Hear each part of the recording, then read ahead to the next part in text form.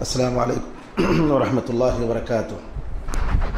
بسم اللہ الرحمن الرحیم، الحمد للہ رب العالمین، والصلاة والسلام علی سید الانبیاء والمرسلین، نبینا محمد وعلی آلہ وصحبہ اجمعین ومن تبعہم بإحسان الی یوم الدین۔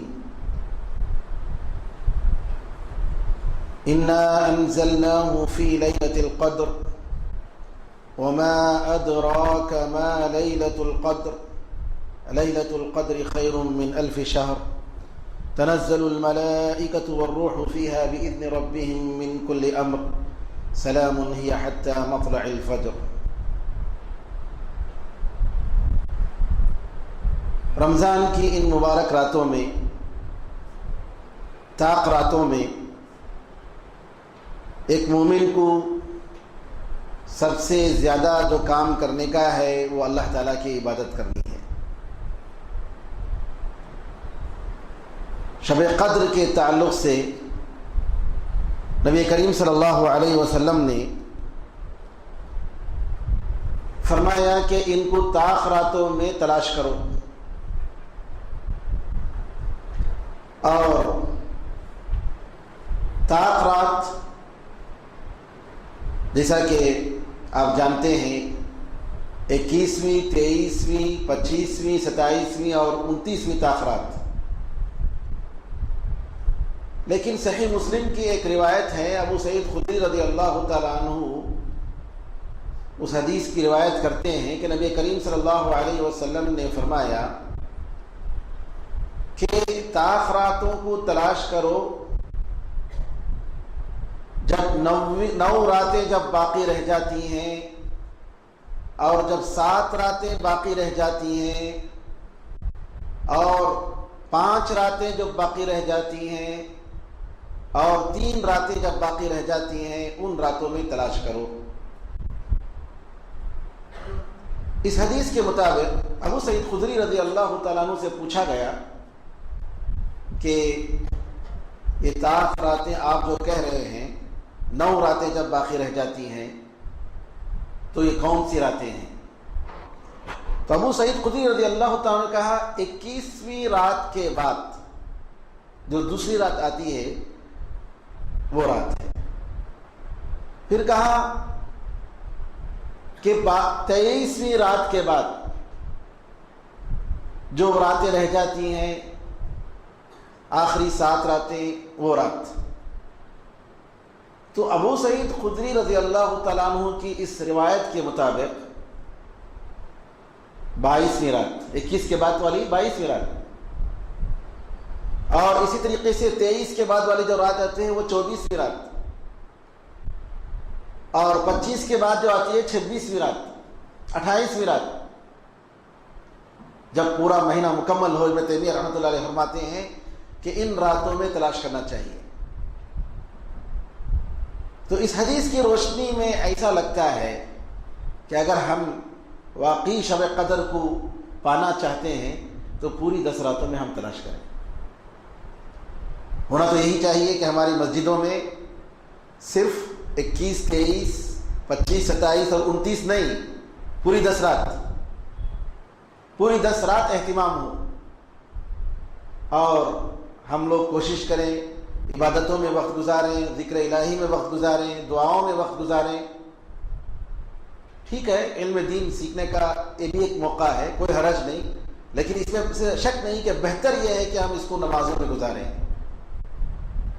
نمازوں میں قرآن کریم پڑھیں۔ اگر ہمیں قرآن پڑھنا نہیں آتا ہے، یاد نہیں ہے قرآن، تو کم از کم جو ہے جی قرآن کو ہاتھ میں رکھ کر نفل نماز ہم پڑھ رہے ہیں تو کوئی حرج نہیں۔ جیسا کہ عائشہ رضی اللہ تعالیٰ عنہ سے ثابت ہے کہ ان کے غلام کو آگے بڑھاتے تھے، اور ان کا غلام جو ہے وہ قرآن دیکھ کر پڑھتا تھا، اور عائشہ رضی اللہ تعالیٰ عنہ ان کے پیچھے پڑھتے تھے۔ یعنی نفل نمازوں میں اگر امام کو قرآن یاد نہیں ہے، یا آدمی تنہا میں نماز پڑھنا چاہتا ہے، تو کوئی حرج نہیں کہ وہ قرآن کو ہاتھ میں رکھ کر جو ہے قرآن دیکھتے ہوئے پڑھتا جائے، اگر لمبی لمبی نماز پڑھنا چاہ رہا ہے، یا ہے کہ قرآن کریم کو نماز میں ختم کرنا چاہ رہا ہے، نماز کی حالت میں قرآن کریم کی تلاوت کرتے نماز کی حالت میں قرآن اگر ختم کرنا چاہتا ہے تو کوئی حرج نہیں ہے۔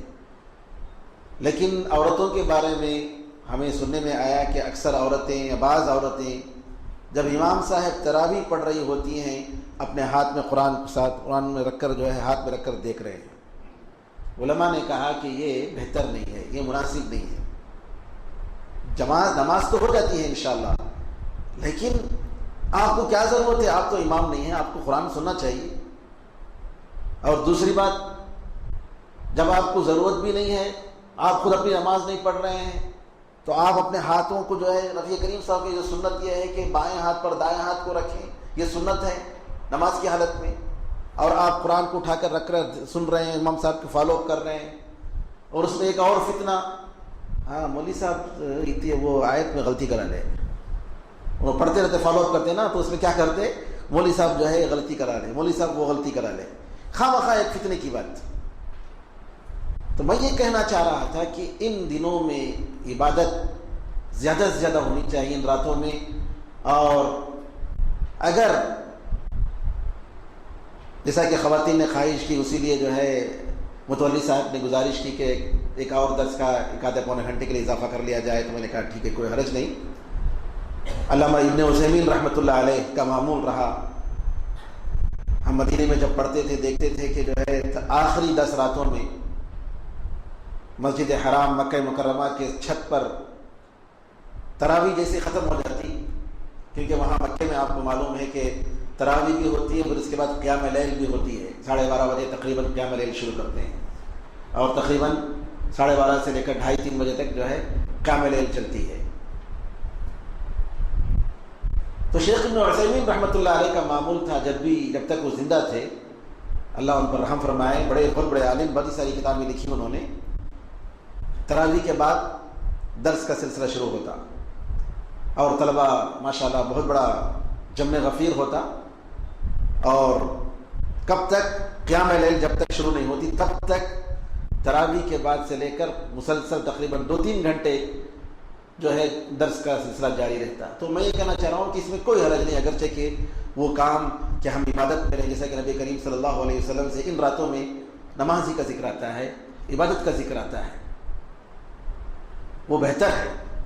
اور اگر ہم وہ کر نہیں سک رہے ہیں، ہم لوگ بیکار باتوں میں گھر میں بیٹھ کر اگر وقت ضائع ہو رہا ہے، تو علم درس کا اس طریقے سے سلسلہ جاری رہے تو کوئی حرج نہیں۔ تو میں یہ کہنا چاہ رہا تھا، ہونا تو یہ چاہیے کہ ہم ان مبارک راتوں میں پوری راتیں، اور خاص طور پر جو اختلاف ہے، معلوم ہے کہ ہم سے پہلے سعودی عرب ایک دن پہلے روزہ رکھ رہے ہیں، ان کے حساب سے کل تاخرات تھی اور ہمارے حساب سے آج تاخرات۔ تو اگر واقعی ہم تاخرات اور لیلۃ القدر ہم چاہتے ہیں، تو ہونا تو یہ چاہیے کہ ہم مسلسل ان 10 راتوں میں عبادت کریں۔ اور جیسا کہ حدیث میں آتا ہے کہ اگر رمضان کے گزشتہ دنوں میں راتوں میں غفلت ہوئی، اور یقیناً ہوئی ہے، کون کہہ سکتا ہے کہ ہم سے غفلت نہیں ہوئی؟ یقیناً ہم سے غفلت ہوئی ہے۔ نبی کریم صلی اللہ علیہ وسلم نے فرمایا کہ بعد کے آخری 7 دنوں میں غفلت نہیں ہونی چاہیے، اس کا خیال رکھو۔ آخری 7 دن اور 7 راتوں میں غفلت نہیں ہونی چاہیے، اس میں زیادہ سے زیادہ ہمیں عبادت میں وقت گزارنا چاہیے۔ اور کتنی بڑی بات ہے کہ اگر آپ وہ ایک رات پا لیتے ہیں ان 7 راتوں میں، کتنا گھنٹہ ہے آج کل کے حساب سے؟ تقریباً 10 گھنٹہ۔ اور اگر ہم عشاء کی نماز سے شروع کرتے ہیں تو کم از کم جو ہے کتنا گھنٹے ہو جائیں گے؟ 4-5-6 گھنٹے زیادہ سے زیادہ۔ سبحان اللہ، ایک رات 1000 مہینوں سے بہتر، 80 پر 3 سال 4 مہینوں سے بہتر۔ علامہ ابن القیم رحمۃ اللہ علیہ کہتے ہیں کہ اگر نبی کریم صلی اللہ علیہ وسلم سے یہ حدیث ہمیں نہیں معلوم ہوتی کہ یہ رمضان کے آخری عشرے میں یہ رات ہے، اور اگر ہمیں یہ بتایا جاتا کہ وہ پورے سال میں وہ رات ہے، تو علامہ ابن القیم رحمۃ اللہ علیہ کہتے ہیں کہ پورے سال میں عبادت کرتا میں، اور پوری زندگی اسی میں لگا دیتا، اس ایک رات کو پانے کے لیے، اس شب قدر کو پانے کے لیے، اس لیلۃ القدر کو پانے کے لیے کیا کرتا؟ پورا سال۔ سبحان اللہ، یہ اللہ تعالیٰ کی طرف سے کتنی بڑی رحمت ہے۔ دیکھیے اللہ کا کتنا بڑا کرم ہے کہ ہماری تھوڑی سی عبادت اور اس کے بدلے میں اللہ تعالیٰ ہمیں اتنا بڑا ثواب اور ہمارے سارے گناہوں کو معاف کرنے کے لیے تیار ہے، ہماری مرادوں کو پوری کرنے کے لیے تیار ہے، ہماری دعاؤں کو پوری کرنے کے لیے تیار ہے جی۔ تو کیا یہ فرض نہیں بنتا ہے یا ہمیں کوشش نہیں کرنی چاہیے کہ اس رات کو پانے کے لیے ہم ہر لمحہ جی اپنی زندگی کا خاص طور پر ان اوقات کا، اس موسم کا وقت ہر لمحہ ہم اللہ کی عبادت میں گزاریں؟ ہونا تو یہی چاہیے، ہونا تو یہی چاہیے۔ تو میرے بزرگوں، اللہ تعالیٰ نے سورہ قدر میں اس رات کی قدر و منزلت بتانے کے لیے ایک مستقل سورت اتاری، اور اس کی عظمت بتانے کے لیے اس کا انداز دیکھیے، انا انزلناہ فی لیلۃ القدر، بے شک ہم نے، یقیناً ہم نے اس کلام پاک کو قدر اور منزلت کی رات میں ہم نے اتارا۔ قدر کے دو معنی ہیں، ایک تو اسٹیٹس، اس کا مقام، مرتبہ، اس کی عظمت، اور ایک ہے تقدیر۔ تقدیر پر ایمان جسے ہم رکھتے ہیں اس کو بھی قدر کہتے ہیں۔ اور سورہ دخان میں اللہ تعالیٰ نے فرمایا انا انزلناه فی لیلۃ مبارکۃ انا کنا منذرین فیہا یفرق کل امر حکیم، کہ بے شک ہم نے اس قرآن کو ایک مبارک رات میں اتارا اور ہم ڈرانے والے ہیں، اور اس رات میں ہر مضبوط معاملے کا فیصلہ ہوتا ہے۔ علماء نے اس کی تفسیر میں یہ فرمایا کہ اس رات شب قدر میں، قدر و منزلت والی رات میں، لیلۃ القدر میں سال بھر کا دنیا کا بجٹ نکلتا ہے، دنیا کا بجٹ، زندگی اور موت کا بجٹ،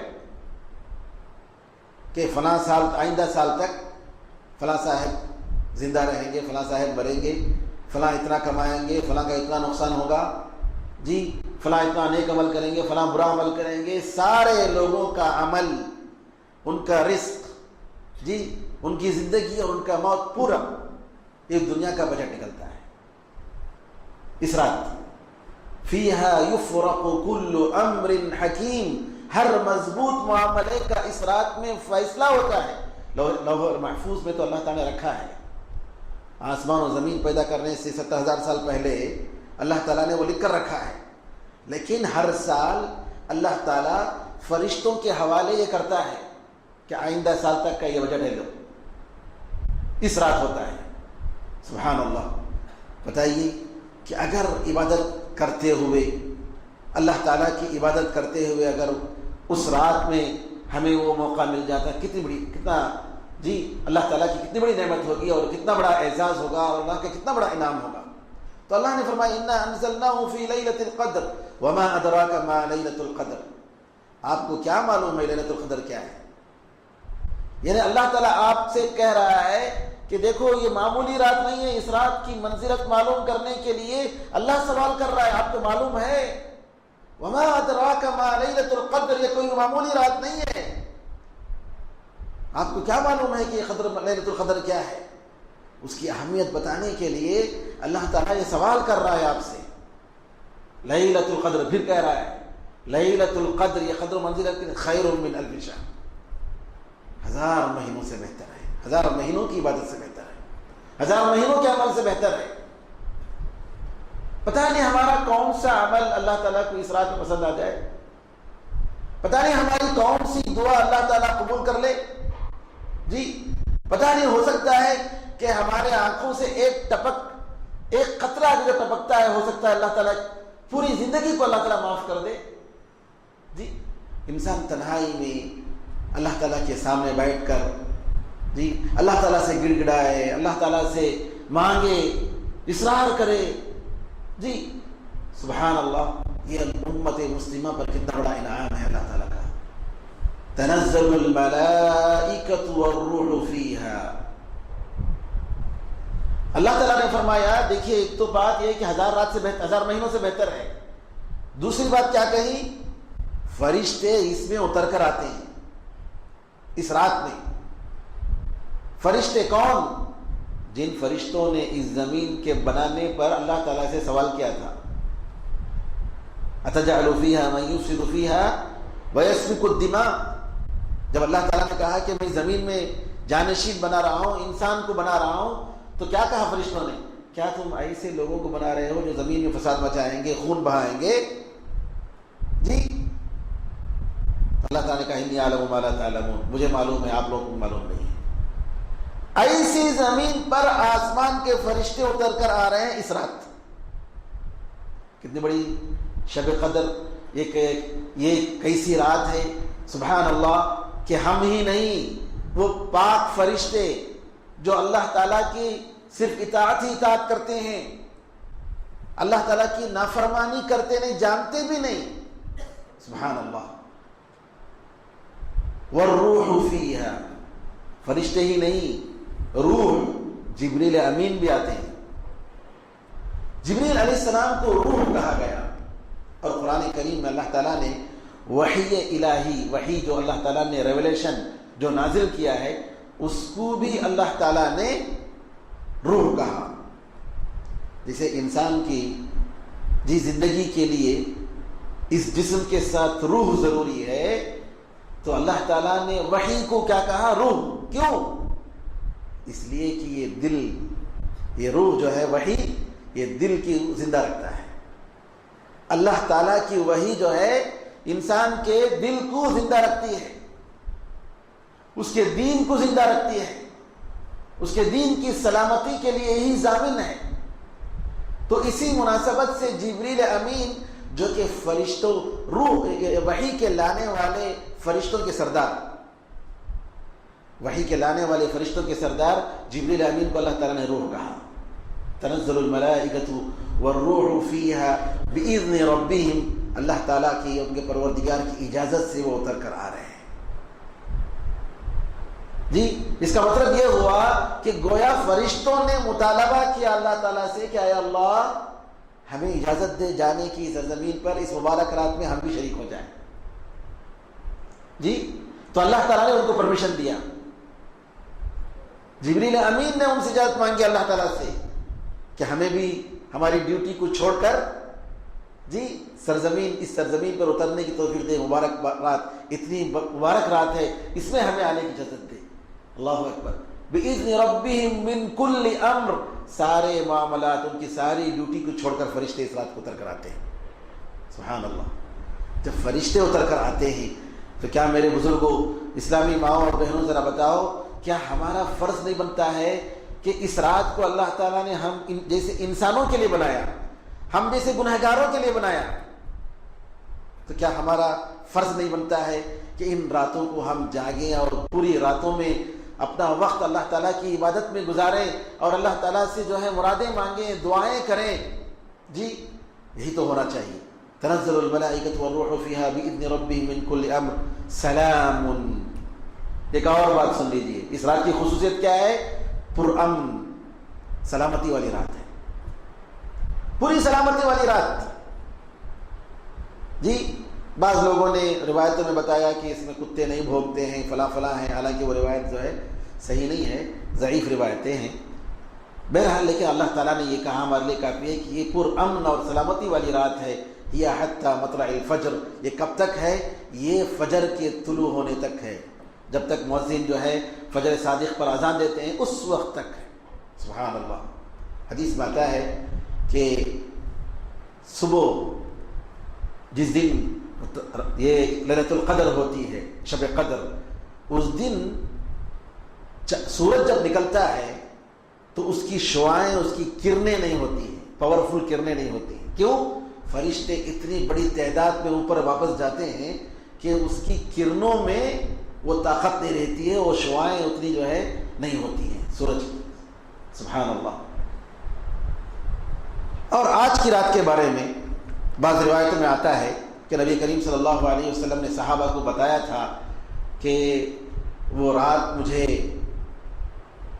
شب قدر کب ہے مجھے بتائی گئی، اور میں بتانے کے لیے نکلا تو دیکھا کہ دو صحابی لڑ رہے تھے، تو وہ ذہن سے بات نکل گئی، اللہ تعالیٰ نے بلا دیا۔ نبی کریم صلی اللہ علیہ وسلم کو کون سی رات تھی، رسول اللہ صلی اللہ علیہ وسلم کو اللہ نے بتایا، اور رسول اللہ صلی اللہ علیہ وسلم اپنے گھر سے وہ بتانے کے لیے صحابہ کو نکلے. دیکھیں 2 صحابہ لڑ رہے تھے تو ادھر جو نگاہ گئی تو اللہ تعالیٰ نے بلا دیا. اللہ تعالیٰ چاہتا تو جو ہے یاد دلا سکتا تھا, لیکن اللہ نے بلایا اور اس کی مصلحت ہے تاکہ ہم پوری رات عبادت کریں. ہم 10 رات یا کم از کم 7 رات ہم عبادت کریں, اس لیے اللہ تعالیٰ نے نبی کریم صلی اللہ علیہ وسلم کو بلا دیا. پھر نبی کریم صلی اللہ علیہ وسلم نے فرمایا کہ مجھے بتایا گیا کہ اس دن بارش ہوگی اور ہم لوگ جو ہے مٹی میں اور پانی میں سجدہ کریں گے, کیونکہ نبی کریم صلی اللہ علیہ وسلم کی جو مسجد کا جو چھت تھا وہ تو ایسا پختہ عمارت تو نہیں تھی. تو نبی کریم صلی اللہ علیہ وسلم کی اس روایت کے بعد ابو سعید خدری رضی اللہ تعالیٰ فرماتے ہیں کہ مجھے یاد ہے کہ وہ رات 23ویں رات تھی. وہ کون سی رات تھی؟ 23ویں رات تھی. 23ویں رات ہم نے دیکھا کہ جو ہے ہم لوگ پانی اور مٹی میں ہم لوگ سجدہ کر رہے تھے, بارش ہوئی تھی. تو کہنے کا مطلب یہ ہے کہ 23ویں رات 40 پر 6 اقوال ہیں علماء کے شب قدر کب ہے. 46 اوپینین ہے شب قدر کب ہے. عبداللہ بن مسعود رضی اللہ تعالیٰ تو کہتے ہیں کہ وہ پورے سال میں ہے, پورے سال میں. مختلف اقوال ہیں علماء کرام کی. لہذا ان راتوں میں ہم جہاں تک ہو سکے اللہ تعالیٰ کی ہم تھوڑی محنت کر لیں. میں سمجھتا ہوں کہ اگر ان راتوں میں کما حق اگر ہم نے ادا کیا اور بیکار باتیں, بات چیت اور ٹائم پاس, عام طور پر جو ہے کسی طریقے سے بھی جاگنا, نہیں یہ مقصد نہیں ہے. کسی طریقے سے بھی جاگنا یہ مقصد نہیں ہے. اور خاص طور پر رات کا آخری حصہ بعض لوگ کیا کرتے ہیں کہ اس وقت جب سو جاتے ہیں, کبھی سحری بھی چھوٹ جاتی ہے, فجر نماز بھی چھوٹ جاتی ہے, یہ تو فائدہ نہیں ہوا اس کا. تو میرے بھائیوں بزرگوں, ان راتوں میں ہمیں زیادہ سے زیادہ اللہ تعالیٰ سے گڑ گڑا کر اللہ تعالیٰ سے اپنے لیے, امت مسلمہ کے لیے ہمیں دعا کرنے کی ضرورت ہے. بہت بہت آج امت مسلمہ کا جو حال ہے, ہم جو دیکھ رہے ہیں, وہ صرف اس وجہ سے کہ ہم اللہ تعالیٰ سے ہم دور ہیں. آج کی تلاوت تراویح کی تلاوت میں سورہ زمر کی آیتیں, اللہ تعالیٰ فرماتا ہے قل یا عبادی الذین اسرفوا لا تقنطوا من رحمت اللہ ان اللہ یغفر الذنوب جميعا. میرے بندوں سے کہہ دو, اے میرے بندو جنہوں نے اپنے آپ پر ظلم کیا, اللہ تعالیٰ کی رحمت سے مایوس نہ ہو جانا. مایوسی کی بات نہیں ہے. میری دعا اللہ تعالیٰ کیسے قبول کرے گا؟ نہیں, ہرگز نہیں. یہ نہیں کہنا چاہیے, یہ کبھی نہیں کہنا چاہیے. بعض روایتوں میں آتا ہے کہ موسیٰ علیہ السلام کے زمانے میں ایک مرتبہ جو ہے بارش کا مسئلہ تھا, استسقاء کے لیے جو ہے سب جمع ہوئے. موسیٰ علیہ السلام نے کہا, لیکن ایک بندہ تھا بڑا گنہگار, وہ جو ہے نماز کے لیے نہیں آیا. اللہ تعالیٰ نے موسیٰ علیہ السلام سے کہا کہ ایک بندہ ہے وہ نہیں آیا, اس کو کہو آنے کے لیے, تب میں بارش بھیجوں گا. تو موسیٰ علیہ السلام نے پھر اپنی پوری قوم سے گزارش کی, تو وہ بندہ اپنے چہرے پر جو ہے چھپا کر, کپڑا ڈال کر کہ میں نہ بتاؤں, کہا کہ میرا خدا مجھے بلا رہا ہے اور میرے آنے پر اللہ تعالیٰ بارش دے گا سارے لوگوں کو. تو نکل آیا, اور جب وہ نکل آیا تو جو ہے اللہ تعالیٰ نے بارش کیا. تو یہاں اللہ تعالیٰ اور بندے کے درمیان جو تعلق کی بات ہے, وہ پتہ نہیں کون کو, کس کو اللہ تعالیٰ کیا مقام دے گا. حالانکہ وہ حدیث میں آتا ہے کہ رب اشعث اکبر مدفوع بالباب لو اقسم علی اللہ لابر. کتنے ایسے ہوں گے پراگندہ بال, پراگندہ بال, اور جو غبار سے اٹا ہوا, ان کے کپڑے جو ہیں بالکل پھٹے ہوئے, بالکل غریب, اور دروازے پر لوگ جو ہے اس کو دھکے مار کر نکالنے والے, اس کو خرید نہیں جمانے والے, جاؤ باہر جاؤ بولنے والے. کتنے ایسے لوگ ہوں گے کہ اگر وہ اللہ تعالیٰ پر قسم کھائیں گے تو اللہ تعالیٰ ان کی قسم کو پورا کرے گا. معلوم نہیں. تو بہرحال یہ کہنا یہ ہے کہ یہاں اللہ تعالیٰ کے دربار میں کوئی اپنے آپ کو حقیر نہ سمجھے. میری اللہ دعا قبول کرے گا کیا؟ نہیں, استغفر اللہ, اللہ تعالیٰ تو کہتا ہے میں قریب ہوں، آؤ میرے پاس. وَإِذَا سَأَلَكَ عِبَادِي عَنِّي فَإِنِّي قَرِيب، میرے بندے میرے بارے میں پوچھتے ہیں تو میں قریب ہوں. اجیب دعوت الداعی اذا دعان، جب دعا کرنے والا مجھ سے دعا کرتا ہے تو جو ہے میں اس کی دعا قبول کرتا ہوں. لوگ کیا سمجھتے ہیں کہ ارے بڑے علامہ ہیں، بڑے فلاں صاحب ہیں، بڑے عبادت گزار ہیں، انہی لوگوں کی نہیں. میرے بھائیو پتہ نہیں اللہ تعالیٰ کس کو کیا مقام دے. ہرگز نہیں. ہمیں ڈرنا چاہیے، ہر ایک کو ڈرنا چاہیے، اور کسی کو معمولی نہیں سمجھنا چاہیے، کسی کو حقیر نہیں سمجھنا چاہیے. اور اللہ تعالیٰ کے پاس جا کر آپ مانگیے، اللہ تعالیٰ ضرور دے گا. ارے ابلیس کی دعا قبول کی اللہ تعالیٰ نے، ہے کیا نہیں؟ ابلیس نے کیا کہا؟ ربی انذرنی الی یوم یبعثون، اے اللہ جب تک جو ہے یہ لوگ دوبارہ زندہ نہیں ہوں گے قیامت تک کے لیے مجھے مہلت دے، میں ان کو گمراہ کروں گا. قال فإنک من المنذرین، جاؤ تمہیں مہلت دیتا ہوں. ابلیس جو آدم علیہ السلام کو گمراہ کیا تھا اب تک قیامت تک وہ زندہ ہے. جنوں کا شیطانوں کا سردار وہ زندہ ہے اور گمراہ کر رہا ہے، گمراہ کرتا ہی رہے گا. نبی کریم صلی اللہ علیہ وسلم ایک بار نماز پڑھ رہے تھے تو یہ ابلیس، رسول حدیث میں آتا ہے کہ اللہ کا دشمن آگ لے کر رسول اللہ صلی اللہ علیہ وسلم جلانے کے لیے آیا، جلانے کے لیے آیا، اور رسول اللہ صلی اللہ علیہ وسلم پیچھے ہٹ گئے نماز کی حالت میں. تو کہنے کا مطلب یہ ہے کہ ابلیس کی دعا اللہ تعالیٰ نے قبول کی. ہمیں یہ نہیں سوچنا چاہیے کہ اللہ تعالیٰ میری دعا قبول کرے گا کیا، نہیں. اور سب سے پہلے میرے بھائیوں، جیسا کہ شیخ محترم شیخ انیس الرحمن اعظمی نے آج کے درس میں استغفار کے بارے میں بتایا. اللہ تعالیٰ سے معافی مانگنا سارے مسائل کا حل ہے. استغفار، استغفر اللہ استغفر اللہ استغفر اللہ، اللہ تعالیٰ سے میں معافی مانگتا ہوں، اللہ سے میں معافی مانگتا ہوں، اللہ تعالیٰ سے معافی مانگتا ہوں. یہ ساری بیماریوں کا اور سارے مسائل کا حل ہے. آپ کو بچے نہیں ہیں، استغفار کیجیے، بچے دیں گے. واقعات ہیں، سچے واقعات، سچے واقعات قرآن میں اللہ تعالیٰ نے کہا ہے فَقُلْتُ اسْتَغْفِرُوا رَبَّكُمْ إِنَّهُ كَانَ غَفَّارًا. میں نے کہا کہ تو اپنے پروردگار سے معافی مانگو، بے شک معاف کرنے والا ہے. یُرْسِلِ السَّمَاءَ عَلَيْكُمْ مِدْرَارًا، پانی کی قلت ہے. اللہ تعالیٰ نے کہا کہ ارے استغفار کریں گے تو بارش برسائے گا، موسلادھار بارش دے گا. یُرْسِلِ السَّمَاءَ عَلَيْكُمْ مِدْرَارًا وَيُمْدِدْكُمْ بِأَمْوَالٍ وَبَنِينَ، مال دے گا، دولت دے گا، بچے دے گا.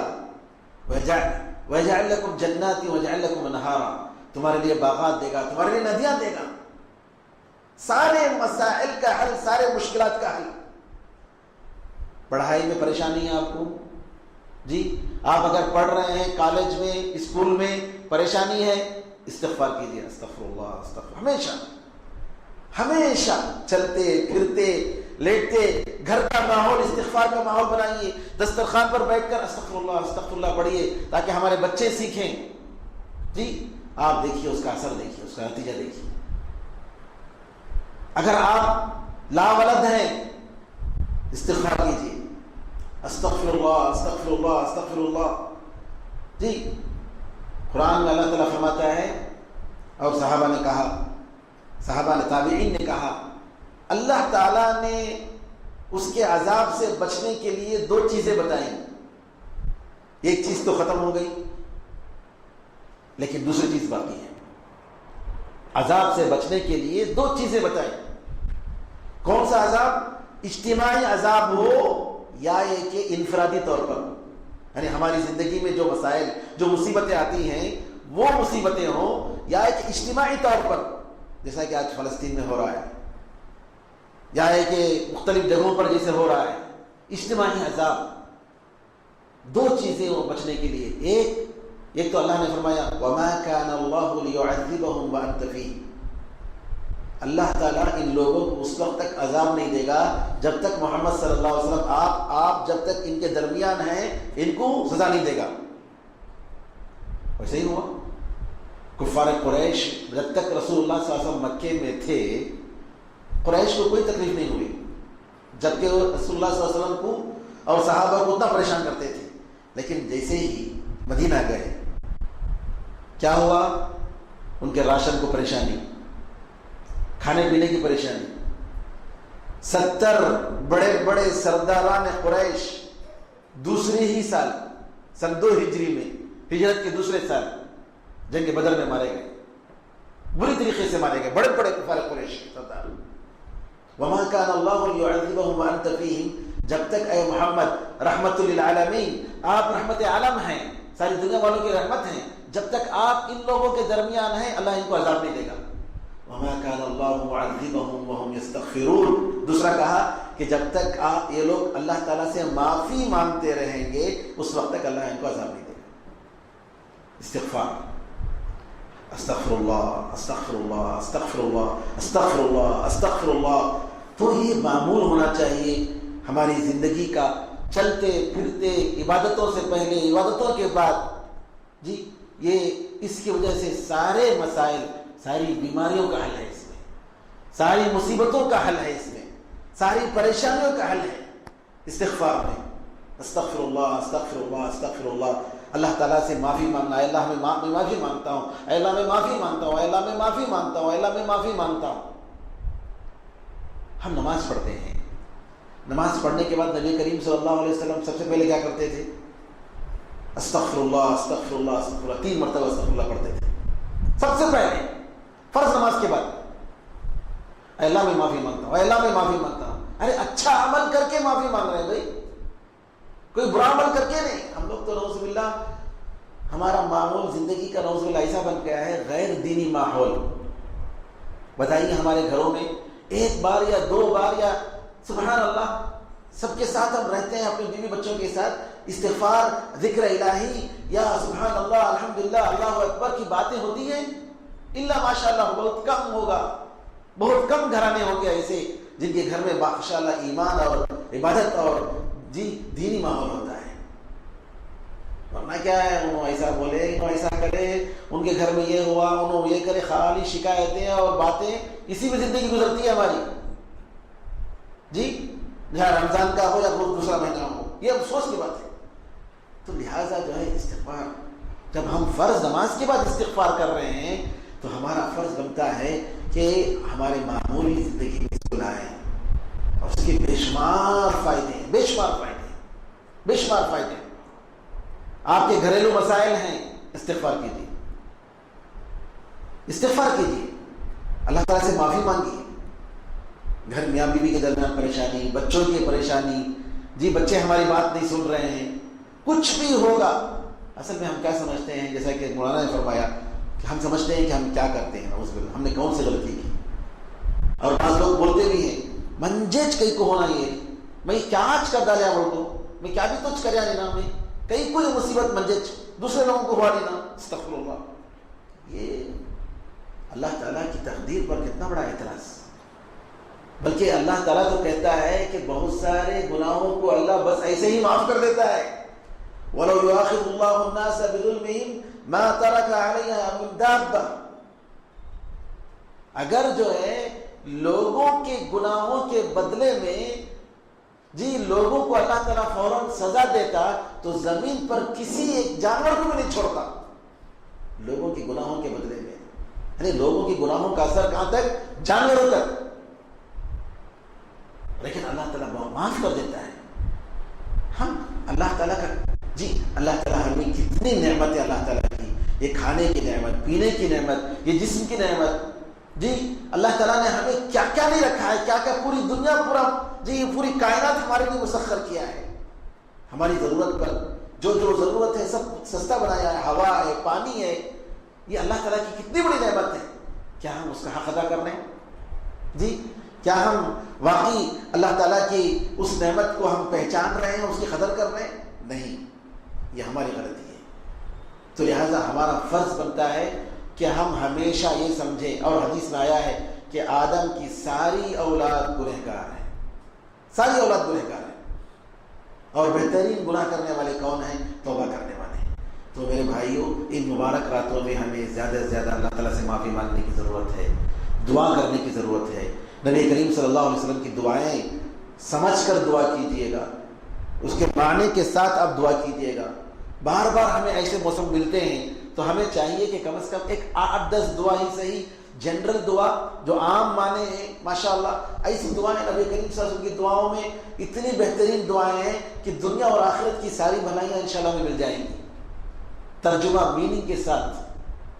بعض لوگ اٹھا کر پڑھ لیتے ہیں وہ 40 ربنا ہے یا ایسی ہی دعا، جو ایسی دعائیں ہیں کہ سبحان اللہ، اس میں بعض دعائیں کہ نبی کریم صلی اللہ علیہ وسلم نے اپنے لیے دعا کی تھی۔ مثال کے طور پر نبی کریم صلی اللہ علیہ وسلم نے دعا کی تھی، اے اللہ مجھے مسکین کی حالت میں زندہ رکھ، مجھے مسکین کی حالت میں موت دے، مجھے مسکینوں کے ساتھ، غریبوں کے ساتھ جو ہے مجھے میدان حشر میں زندہ رکھ۔ لیکن ہم تو کروڑ پتی بننا چاہ رہے ہیں نا بھائی، تو آپ کے لیے دعا کہاں مناسب ہے؟ جی یہ آپ کے لیے دعا مناسب نہیں ہے۔ رسول اللہ صلی اللہ علیہ وسلم اس آخرت کے لیے دنیا کی ساری دولت سے وہ بے نیاز تھے، وہ نہیں چاہ رہے تھے۔ تو سمجھ کر دعا کرنی چاہیے، مطلب کے ساتھ، مفہوم کے ساتھ۔ بعض لوگ جو ہے دعا کرتے ہیں زکریا علیہ السلام کی دعا، یا رب لا تذرنی فردا وانت خیر الوارثین، اے اللہ مجھے تنہا نہ چھوڑ، تو بہترین وارثوں میں سے اولاد کی دعا کی تھی۔ اور ہمارے جو ہے 6 8 بچے ہیں تو سب بولتے ہیں کیا مولوی صاحب رکتش لینا، اور وہ فیملی پلاننگ کر رہے ہیں اور دعا کر رہے ہیں، فیملی پلاننگ کیے ہوئے ہیں، دعا کر رہے ہیں کہ اولاد دے، تو بالکل غلط ہے نا یہ۔ تو دعا جو ہے سمجھ کر، اور اس کی جو آداب ہیں کہ اللہ تعالیٰ کی تعریف کے ساتھ، اللہ کی تعریف میں سورہ فاتحہ پڑھیے، سورہ قل هو اللہ احد پڑھیے۔ جی حدیث میں آتا ہے کہ اگر کوئی شخص، ایک صاحب دعا کرتا اللہم انی اسألک بانک انت اللہ الاحد الصمد الذی لم یلد ولم یولد ولم یکن له کفوا احد۔ سورہ اخلاص کہ میں جو نیک نام ہے اللہ تعالیٰ کے، ان کا واسطہ دے کر اللہ تعالیٰ سے مانگ رہے تھے، تو نبی کریم صلی اللہ علیہ وسلم نے کہا کہ یہ جو دعا کر رہے ہیں ان کی دعا قبول ہوگی۔ ان دعاؤں میں سے ایک دعا ہے جن کے بارے میں حدیث میں آتا ہے کہ یہ دعا کرنے سے دعا قبول ہوگی۔ یہ دعا کہ آپ اپنی دعا سے پہلے یہ پڑھیے، اللہم اے اللہ میں مانگتا ہوں تجھ سے، انی اسألک بانک انت اللہ، اس وجہ سے کہ تو ہی اللہ ہے، الاحد تو اکیلا ہے، الصمد ساری دنیا محتاج ہے تیری، اور تو سارے لوگوں سے بے نیاز ہے، تو کسی کا محتاج نہیں۔ سمجھ کا یہ مطلب ہے کہ سارے مخلوق اس کے محتاج اور وہ کسی کا محتاج نہیں۔ الذی لم یلد ولم یولد، جس نے کسی کو جنا نہیں اور نہ وہ کسی سے پیدا ہوا، ولم یکن له کفوا احد، اور اس کے برابر کوئی نہیں۔ تو یہ دعا آپ اپنی دعاؤں سے پہلے یہ اللہ تعالیٰ کی تعریف کے بعد سورہ فاتحہ پڑھتے ہیں، کیونکہ اللہ کی تعریف ہے اس میں، اور اس طریقے سے قل هو اللہ احد، اور اس طریقے سے هو اللہ الذی لا الہ الا هو عالم الغیب والشہادہ، سورہ حشر کی آخری آیتیں، جی آیت الکرسی، جی جس میں الحی القیوم ہے، جس کے بارے میں آتا ہے کہ اللہ تعالیٰ کا بہت بڑا نام ہے، اگر کوئی وہ الحی القیوم کہتا ہے تو اس کی دعا قبول ہوتی۔ اور اسی طریقے سے لا الہ الا اللہ وحدہ لا شریک لہ لہ الملک ولہ الحمد وہو علی کل شیء قدیر، اگر یہ کوئی پڑھتا ہے تو اس کی دعا بھی قبول ہوتی ہے۔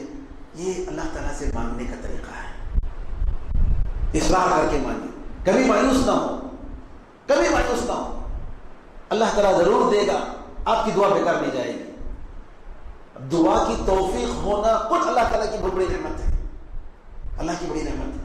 تو لہٰذا اللہ تعالیٰ سے ان مبارک دنوں میں، راتوں میں اللہ سے گڑ گڑا کر مانگیے، اللہ تعالیٰ ہمارے گناہوں کو معاف فرمائے، جی آخرت کے لیے خاص طور پر کہ اللہ تعالیٰ ہمیں اس دنیا سے رخصت ہوتے ہوئے لا الہ الا اللہ تعالیٰ کہتے ہوئے ہم جو ہے رخصت ہوں، اور ایمان اور توحید خالص پر ہماری موت آئے، اور قبر میں اور آخرت میں میدان حشر میں اللہ تعالیٰ سارے مسائل کو آسان کرے، اور پل صراط کو آسان کرے، اور آسانی کے ساتھ اللہ تعالیٰ جنت نصیب فرمائے۔ یہ گڑا کر دعا کرنے کی ضرورت ہے۔ قرآن کریم میں سورہ زمر میں اللہ تعالیٰ نے فرمایا وَأَنِيبُوا إِلَىٰ رَبِّكُمْ وَأَسْلِمُوا لَهُ، پلٹ جاؤ اللہ کی طرف، سرنڈر ہو جاؤ اس کے سامنے۔ اللہ تعالیٰ یہی چاہتا ہے، سرنڈر ہو جاؤ، اے اللہ میں کچھ نہیں ہوں، سب کچھ تو ہے، تیری قدرت، میں ایک معمولی بندہ ہوں، تیری توفیق مجھے چاہیے، دنیا اور آخرت کی کامیابی کے لیے میں تیری توفیق مانگتا ہوں۔ عاجزی کا اظہار ہو۔ جی اللہ تعالیٰ سے دعا ہے کہ اللہ تعالیٰ ہمیں اور آپ کو اس کی توفیق عطا فرمائے، اور ان مبارک راتوں میں اللہ تعالیٰ ہمیں زیادہ سے زیادہ عبادت کرنے کی توفیق عطا فرمائے، ہمارے گناہوں کو معاف فرمائے، ہماری دعاؤں کو قبول فرمائے، اور اس طریقے کی جی مبارک راتیں اللہ تعالیٰ بار بار ہمیں اور آپ کو نصیب فرمائے۔